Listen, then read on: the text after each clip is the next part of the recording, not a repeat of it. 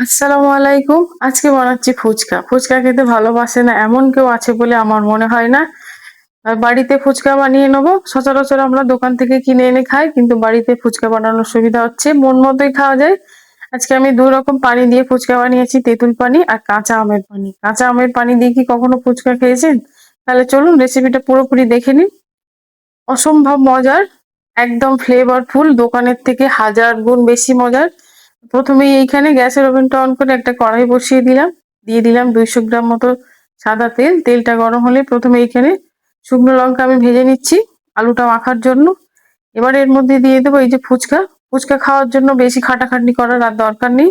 এই যে ফুচকা চিপস প্রত্যেকটা গ্রসারি দোকানে বা সুপার শপগুলোতে একদম অ্যাভেলেবেল, আপনারা অবশ্যই কিনে নিতে পারেন। এই যে দেখুন ফুচকা চিপস গুলো আমি তেলের মধ্যে দিয়ে দিতেই কত সুন্দর আপনি আপনি ফুলে ভাজা হয়ে যাচ্ছে। এই যে এপিট ওপিট দুদিকেই আপনি আপনি উল্টে ভাজা হয়ে যাবে। মিনিট দুই তিনেক তেলের মধ্যে এরকম উল্টিয়ে দিলেই কিন্তু ফুচকাগুলো খুব ভালোভাবেই ভাজা হয়ে যাবে। এই যে দেখুন সবগুলো ভাজা হয়ে গিয়েছে। এবার এইগুলো আমি একটু উঠিয়ে নিচ্ছি। এইভাবে আমি সব ফুচকাগুলো ভেজে নিচ্ছি। এবার এইখানে নিয়ে নিয়েছি সেদ্ধ করা আলু। আলুটাকে খোসা ছাড়িয়ে প্রথমে আমি একটু ম্যাশ করে নিচ্ছি। এবার এর মধ্যে দিয়ে দেবো এই যে পেঁয়াজ কুচি। ফুচকা বানানোর জন্য আরো কি কি উপকরণ নিয়েছি সেগুলো একটু দেখে নিন। এই যে নিয়েছি অঙ্কুরিত ছোলা, কাঁচা পাকা কাঁচা লঙ্কা, নিয়েছি তেঁতুল, পুদিনা পাতা, ধনিয়ার পাতা, লেবু আর একটা কাঁচা আম। আলুর মধ্যে প্রথমেই দিয়ে দিলাম অঙ্কুরিত ছোলা। এবার এর মধ্যে দিয়ে দেবো ধনেপাতা কুচি ও পুদিনা পাতা কুচি। এবার এর মধ্যে দিয়ে দেবো এই যে কাঁচা লঙ্কা কুচি। এবার এর মধ্যে দিয়ে দিচ্ছি বিট লবণ, হাফ চা চামচ জিরের গুঁড়ো, হাফ চা চামচ ধনিয়ার গুঁড়ো। এবার এইগুলোকে সবগুলোকে খুব ভালো করে মিক্স করে নেবো। ফুচকা খেতে কিন্তু আমরা সবাই ভালোবাসি। এই যে দেখুন ফুচকাগুলো দেখে কার কার জিভে পানি আসছে অবশ্যই আমাকে একটা কমেন্ট করে জানাবেন। আলুগুলো সবগুলো আমি খুব ভালো করে মেখে নিয়েছি। এবার এর মধ্যে দিয়ে দেবো একটু তেঁতুল পানি। আলুর মধ্যে তেঁতুল পানিটাকে দিলে কিন্তু আলুটা খেতে খুবই মজার হয়। তেঁতুল পানিটা দিয়ে আবারও খুব ভালো করে মিক্স করে নিচ্ছি। এবার চলুন ওই যে বলেছিলাম আমের পানি বানাবো। কাঁচা আম নিয়েছি, কাঁচা আমের খোসাটাকে আমি খুব ভালো করে ছিলে নিচ্ছি। টুকরো টুকরো করে কেটে নিয়ে নেবো একটা মিক্সার জারের মধ্যে।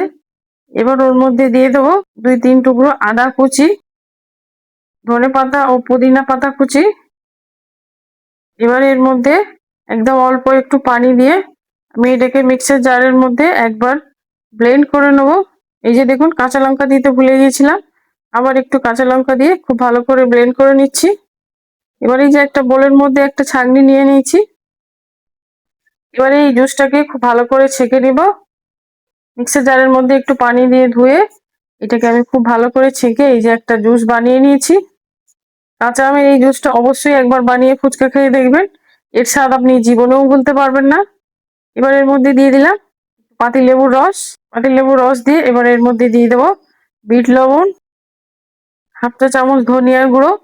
সবগুলো দিয়ে খুব ভালো করে মিক্স করে নিলেই রেডি হয়ে গেল আমার ফুচকার সঙ্গে খাওয়ার আমের টক পানি। খেতে কি যে অসম্ভব মজার, অবশ্যই একবার বানিয়ে দেখবেন। এবার একটু বানাবো তেঁতুলের পানি। নিয়ে নিয়েছি তেঁতুলটাকে খুব ভালো করে পানির সঙ্গে মিক্স করে নিচ্ছি। এবার এর মধ্যে দিয়ে দিলাম 1 কাপ মতো পানি। যে পানিটাও দেওয়া হয়ে গেছে। এবার ওর মধ্যে দিয়ে দিচ্ছি বিট লবণ, জিরের গুঁড়ো, ধনিয়ার গুঁড়ো। সবগুলো দিয়ে মিক্স করে নিলেই হয়ে গেল তেঁতুল পানি। তৈরি হয়ে গেল আমার ফুচকা, 2 রকম পানি আর আলুর মাখা। চলুন এবার ফুচকাটা একটু সার্ভ করে নিই। কার কার দেখে খেতে মন যাচ্ছে আমাকে অবশ্যই কমেন্ট করে জানাবেন।